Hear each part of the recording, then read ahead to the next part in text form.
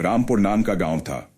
गांव से कुछ ही दूरी पर एक भूतिया रेलवे स्टेशन था। गांव के लोगों का उस रेलवे स्टेशन से आना जाना तो क्या, उसके आसपास भी भटकते नहीं थे, क्योंकि उनका मानना था कि उस रेलवे स्टेशन पर भूत रहते हैं। हर अमावस्या की रात उस भूतिया रेलवे स्टेशन से भूतों की बारात निकलती है, वह भी पूरे गाजे बाजे के साथ। बारात में एक भूतिया दूल्हा अपनी पूरी पलटन के साथ गांव में आता है और एक जवान लड़की को अपने साथ ले जाता है। आज फिर वही मनुष्य, अमावस्या की काली रात आ गई। घर में एक जवान बेटी है, कैसे मैं उसकी रक्षा करूं? घबराने की कोई जरूरत नहीं है। मैंने घर के सभी खिड़की दरवाजे बंद कर दिए हैं। कोई भी दरवाजा खटखटा आएगा तो खोलना मत। आज हम में से कोई भी पूरा रात नहीं सोएगा। पिताजी, मुझे कुछ होगा तो नहीं ना? मुझे उन भूतिया बारातियों के साथ नहीं जाना। मेरी बच्ची, तेरे माता पिता के होते हुए तुझे किसी से डरने की जरूरत नहीं है। पूरा गांव दहशत से अपने अपने घर में छिप कर बैठ जाता है। तभी गांव में ढोल और शहनाई की आवाजें आने लग जाती हैं। आवाज इस भूतिया बारात की ही थी, जो रेलवे स्टेशन से निकलकर गांव की तरफ आ रही थी। गांव वालों दिखाई और सुनाई नहीं देता क्या तुम लोगों को? तो देखो, बारात आई है, हमारा स्वागत नहीं करोगे? मेरी दुल्हन कहाँ है? कहीं दिखाई नहीं दे रही मुझे। अब भूतिया बारात गांव में आ चुकी थी। सुनीता अपनी फूल जैसी बेटी को एक कोने में छुपाकर बैठी हुई थी। तभी भूत आगे की तरफ बढ़ता है और जोर जोर से हंसने लगता है। आज तो मेरी शादी है, बिना दुल्हन लिए। मैं यहाँ से जाने वाला नहीं हूँ। तुम गांव वाले मेरी दुल्हन को साथ विदा करते हो, या मैं खुद तुम्हारे मातम के साथ उसे अपने साथ ले जाऊं? गांव में पूरा सन्नाटा था, मानो गांव में कोई इंसान ही नहीं रहता हो। तभी वह भूतिया दूल्हा दिनेश के घर में दरवाजा तोड़कर घुस जाता है। तुम्हारा दामाद आया है, स्वागत नहीं करोगे अपने दामाद का? मेरी बेटी को छोड़ दो, वह अभी बच्ची है, उसकी अभी शादी की उम्र नहीं है। बेशक तुम मेरी जान ले लो। मुझसे झूठ बोलता है बुढ़े। कल तू ही तो अपनी बेटी के लिए दूसरे गांव में रिश्ता देखने मुझे गया सब पता है, सब पता है मुझे।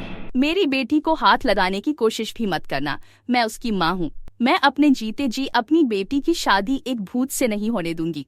फिर क्या था, उस भूतिया दूल्हे को बहुत गुस्सा आता है और वह रूबी के माता पिता को वहीं जान से मार देता है।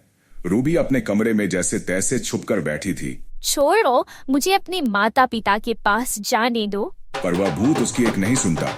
वह रूबी को अपने साथ उसी भूतिया रेल स्टेशन में ले जाते हैं। अगली सुबह होते ही प्रियंका और उसके परिवार के सांस में सांस आती है। कल तो हमारी बच्ची बाल बाल बच गई, पर जो रूबी के परिवार के साथ हुआ वह बहुत बुरा हुआ। ऐसा नहीं होना चाहिए था, पर हम कब तक अपनी बेटी की रक्षा करते रहेंगे? एक दिन तो वह भूत हमारी बेटी को भी उठा कर ले जाएगा। उस रात के बाद पूरे गांव में डर का खौफ छाया हुआ था। हर जगह मातम बिखरा हुआ था।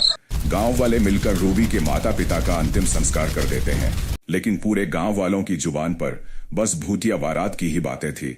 अरे गांव वालों, ये सब कब तक चलेगा? वे भूत बेधड़क आते हैं और हमारी आंखों के सामने हमारी बेटियों को उठाकर चले जाते हैं और हम बेबस लाचार बस देखते रह जाते हैं। दिनेश की बेटी रूबी हमारी भी तो बेटी थी ना। बिल्कुल सही कह रहे हो। इस गांव की हर एक बेटी तो हमारी बेटी जैसी ही है। उन सब की रक्षा करना हम सबका फर्ज है। हम सब गांव वाले मिलकर उस भूत का सामना करेंगे। वह तो सब सही है भाई, लेकिन हम कब तक अपनी बेटियों को कवारा रखेंगे?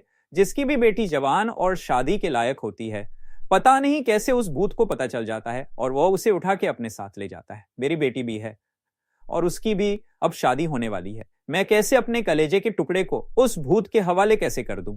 अगले दिन पूरा गांव मुकेश की बेटी प्रियंका की शादी में लगा था।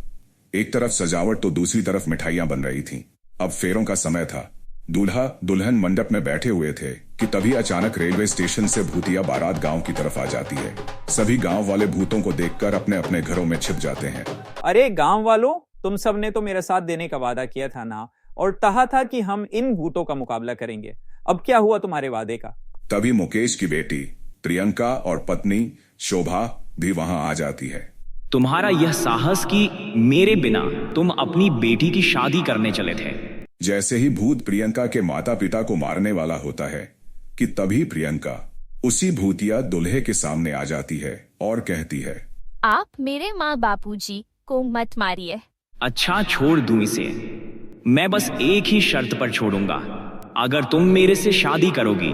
नहीं नहीं मेरी बच्ची, शादी के लिए तू हाँ मत करियो। तेरी शादी से अच्छा है कि यह भूत हमारी जान ले ले। माँ, पिताजी, अगर इस भूत से शादी करने से आप दोनों की जान बचती है तो मैं यह शादी जरूर करूंगी।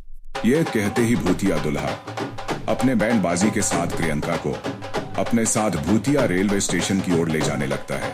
किसी गांव वाले की हिम्मत नहीं होती कि उस भूतिया बारात का सामना कर सके, क्योंकि उस बारात में एक से बढ़कर एक खूंखार भूत और चुड़ैल मौजूद थे। वहीं प्रकाश नाम का व्यक्ति अभी हाल ही में गांव में आया था और ये सब देखकर वह कहता है, ये ठीक नहीं किया हम सब ने। मेरी भी एक बहन है और उसकी भी उम्र शादी के लायक हो गई है। क्या उस प्रियंका की जगह मेरी बहन होती तब भी ऐसा ही करते? हम लोग गांव की बेटियों को हम यूं ही उन भूतिया बारातियों के हवाले करते आ रहे हैं। कल को मेरी सरिता का नंबर ना हो। भैया भाभी, मुझे बहुत डर लग रहा है। आए दिन इन भूतों का खौफ बढ़ता ही जा रहा है। दुल्हन का वह सुहाग का जोड़ा उनके मौत के जोड़े में तब्दील होता जा रहा था। बहन तू चिंता मत कर, मैं इसका समाधान जरूर निकालूं और तेरे साथ साथ इन गांव वालों को भी इन भूतिया बारातियों से मुक्त कराऊंगा। इसके बाद प्रकाश जंगल में एक तपस्वी तांत्रिक के पास जाते हैं और उनके पास पहुंचकर अपने गांव का हाल बताता है। बेटा, मैं देख पा रहा हूँ कि तुम्हारे गांव पर एक श्रापित भूतिया बारात का साया है और उस भूतिया बारात से छुटकारा पाने के लिए मेरे कहे अनुसार नियमों का पालन करना होगा। जी तांत्रिक बाबा। इसके बाद वह तांत्रिक प्रकाश को समाधान और नियम बताते हुए एक गंगा जल की बोतल देते हैं और कहते हैं, जा बच्चा, तेरे और तेरे गांव वालों का कल्याण हो। जिसके बाद प्रकाश गंगा लेकर गांव आ जाता है और सभी गांव वालों से कहता है, सुनिए गांव वालों, इस भूतिया बारात से छुटकारा पाने का एक उपाय मुझे मिल चुका है, लेकिन इस काम को पूरा करने के लिए मुझे आप सबका साथ चाहिए होगा। हम सब तुम्हारा साथ देंगे। बताओ क्या करना है? बस आप सब एक काम कीजिए कि आज की रात शादी का प्रबंध कीजिए, बाकी सब मैं संभाल लूंगा। प्रकाश के ऐसा कहते ही पूरा गांव शादी की तैयारी में लग गया और ऐसे ही अब रात हो चली थी और शादी की बात उन भूतिया बारात को भी पता चल रही थी। जिसके बाद वो भूतिया बारात बैंड बाजे के साथ गांव में आ खड़ी हुई। कहाँ है मेरी दुल्हन? बताओ कहाँ है मेरी दुल्हन? भूतिया दूल्हा मंडप में एक दुल्हन को देखता है और उसे अपने साथ भूतिया रेलवे स्टेशन के अंदर एक पुरानी सी ट्रेन के डिब्बे में लेकर चला जाता है, जहां पर बहुत सारे कंकाल ही कंकाल पड़े हुए थे। तभी वह दुल्हन घूंघट उठाते हुए कहती है, ये रही तुम्हारी दुल्हन। सारा फैला है। धोखा हुआ है मेरे साथ। धोखा, मैं तुम्हें नहीं छोड़ूंगा। भूत के ऐसा कहते ही प्रकाश अपने हाथों में छुपाए हुए गंगाजल को उस ट्रेन में पड़े कंकाल के ऊपर छिड़क देता है और बाहर निकल जाता है। जिसके बाद उस पूरी ट्रेन में आग लग जाती है और वह भूतिया बारात उस आग में भस्म हो जाती है। अशोक के इस काम से अब गांव में बेटियों की शादी अच्छे से होने लगती है और सब कुछ ठीक हो जाता है।